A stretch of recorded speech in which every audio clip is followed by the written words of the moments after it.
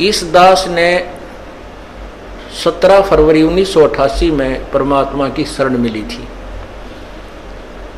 और उस दिन के बाद 6 वर्ष 1994 तक दास ने जेई की पद पर सर्विस की। काम करते, अपनी ड्यूटी करते करते भी हम भक्ति करते हैं। हमारा रूल यही है, काम भी करो भगवान ना भूलो, बुराई छोड़ दो।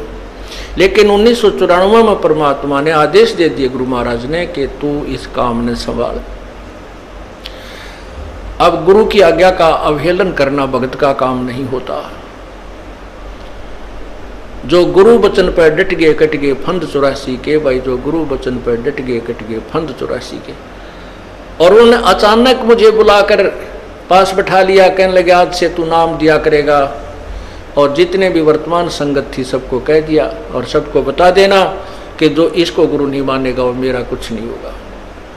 मेरे पसीने आ गए कि मैं तो 2 कौड़ी का जीव, एक मजदूर आदमी, और परमात्मा ये इतना बड़ी जो है ना, इतना बड़ा जिम्मेवारी का काम। और उनके पुराने पुराने भक्त निरे थे, लाल कपड़े पहन कर बाबा जी भी बन रहे थे, उनके साथ रहा करते।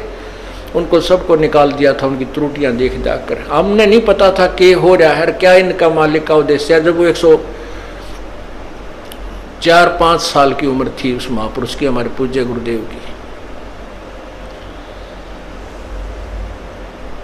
और कहा मैं तेरे साथ रहूंगा। और तीसरा शब्द एक दिन कहा था कि रामपाल तेरे सब बराबर इस संसार में संत नहीं होगा, पूरे विश्व में तेरे बराबर संत नहीं होगा। अब इस दास का और संत का के मेल था। हम तो भगत थे, दास थे, भगवान की भक्ति करते थे, अपनी नौकरी भी करते थे, बच्चे भी पालते थे।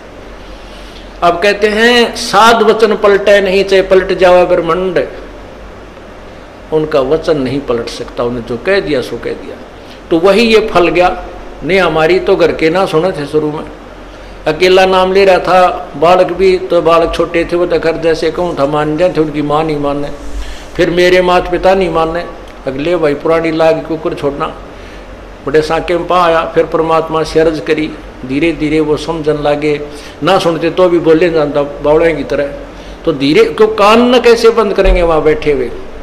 तो ये ऐसा निर्मल ज्ञान है, एक बार अंदर का सुबह कैसी सिरंजा जानते काम करेगी दवाई। तो धीरे धीरे कान के माध्यम से ये दवाई भेजी जाती है।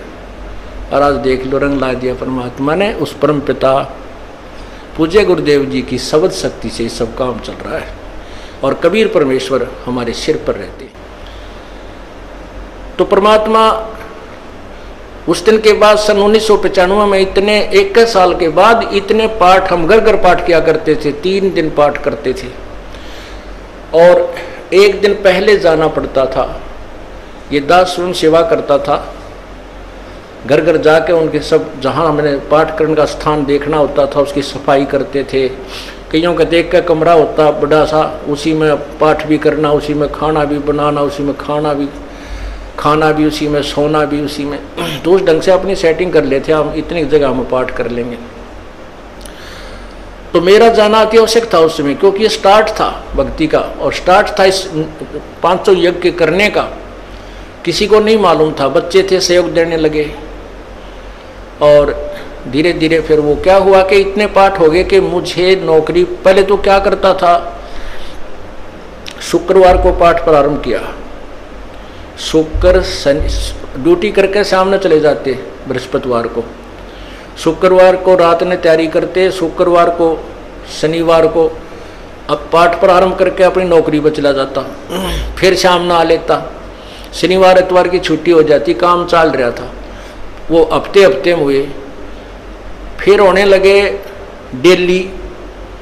अब अफसर भी दुखी और मैं भी दुखी, तो फिर उस दिन रिजाइन कर दिया परमात्मा के नाम पर। 18 साल की नौकरी होगी थी मेरी।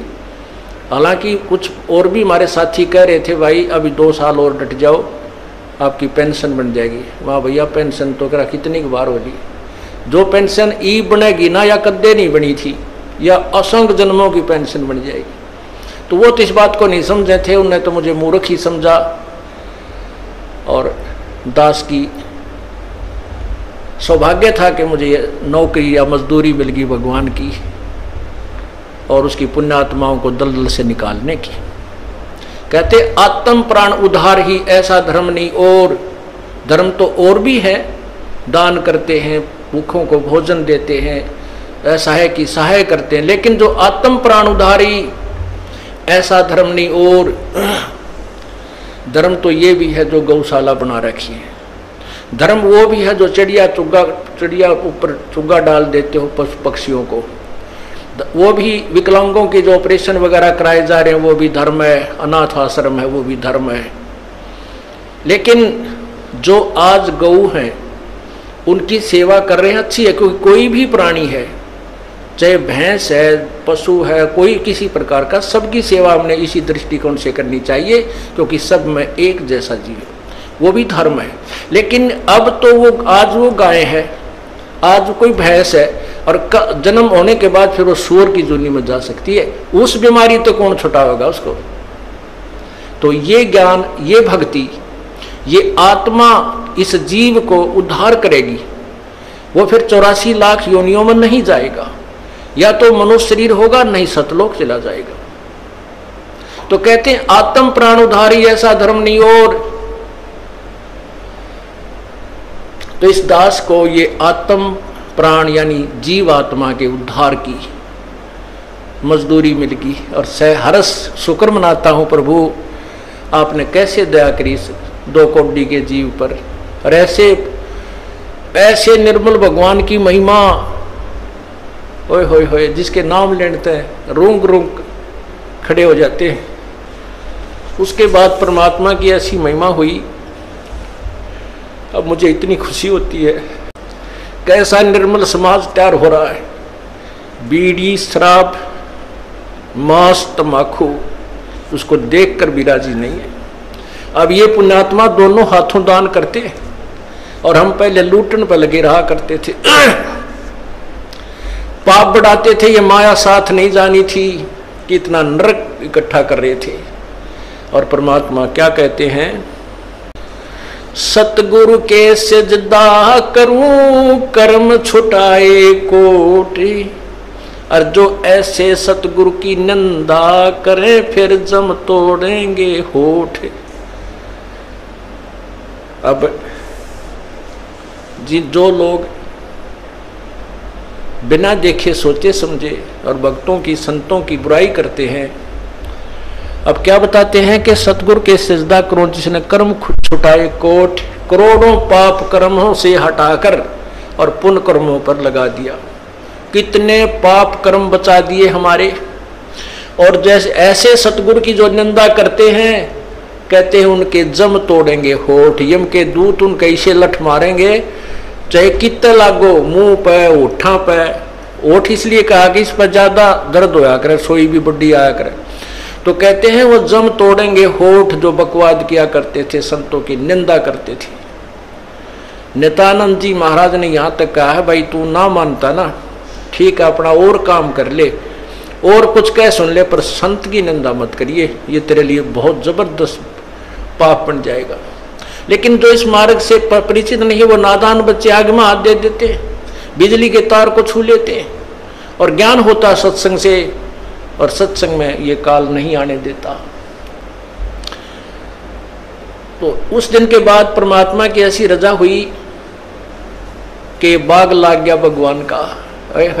और यही प्रार्थना करता रहा, परमात्मा तेरे बच्चे तुझे समझे पहचाने, दास को ये नौकरी दी है, इसमें सफल भी आप ही करोगे। इन लोगों ने तो आपको भी नहीं बख्शा था, जब जिसमें आप यहाँ आए थे काशी में 120 वर्ष रह कर गए, सारा जीवन आपके पीछे पड़े रहे। उन दुष्ट आत्मा स्वार्थियों ने अपने स्वार्थ के लिए जनता को सत्य ज्ञान नहीं समझने दिया, और परमात्मा को बहुत यातनाएं दी गई। अब उनकी जो यातनाओं, उनके साथ जो हुए संघर्ष को देखकर इस दास का दिल डटा हुआ है कि हमारे साथ तो अभी कुछ भी ना हुआ है। जो उस परमात्मा के साथ कितना तेल के कढ़ाई में डाल दिए, कितना काट काट के घेर दिए, कितना कुएं में डाल के ऊपर तो डले ठोक दिए, और फिर भी डोके न पाए। वो तो समर्थ थे, और जनता कुछ नहीं बिगाड़ सकी और ना ही उनको समझ सकी।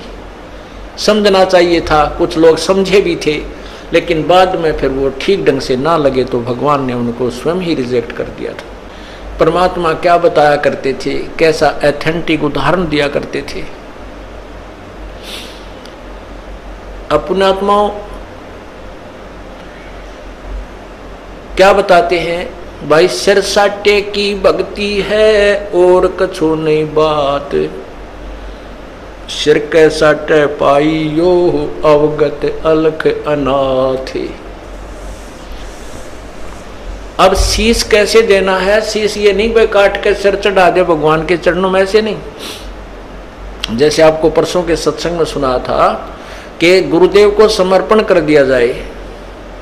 समर्पण का अर्थ यह है कि जो आज्ञा दे वही की जाए, चाहे वो बुरा लग रहा है चाहे अच्छा लग रहा है, उसमें हमारा हित है, अति हित होता है। और संत क्या कहते हैं, भाई बीड़ी शराब मांस तम्बाकू ये मत पीना।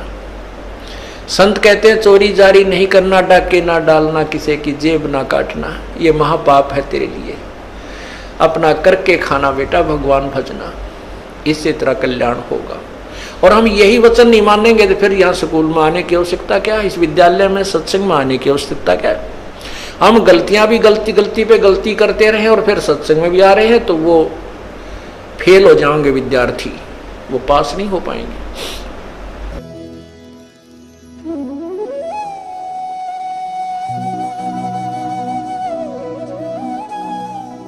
अगर आप ये वीडियो YouTube पर देख रहे हैं तो हमारे चैनल को सब्सक्राइब करें और बेल आइकन को दबाना ना भूलें। अगर आप Facebook पर ये वीडियो देख रहे हैं तो हमारे पेज को लाइक करें।